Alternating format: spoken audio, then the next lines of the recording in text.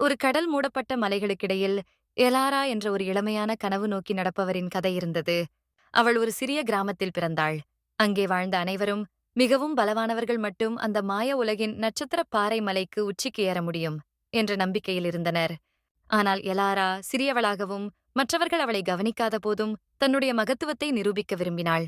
ஒரு நாள் கம்பீரமான சர்வஜீவிகளையும் மழை, காற்று, இருளைத் தாண்டி தனது பெட்டியில் மிக முக்கியமான உருப்படிகளோடு அவள் அந்த மலை ஏறத் துவங்கினாள். பாதை கடுமையாக இருந்தது. ஆனால் ஏலாரா எப்போது நின்றுவிடாமல் அதேபோல் தொடர்ந்தாள்.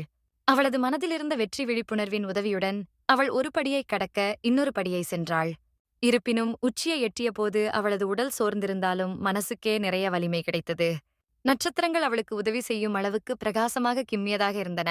அந்த மலை அவளுக்கு ஒரே கோரிக்கை வழங்கவில்லை. அதற்கு பதிலாக மலை அவளுக்கு உண்மையை வெளிப்படுத்தியது. உயர்ந்த இடத்தை அடைய பலமும் திறமையும் தேவையில்லை. உண்மையான வலிமை உன் உள்ளத்தில்தான்.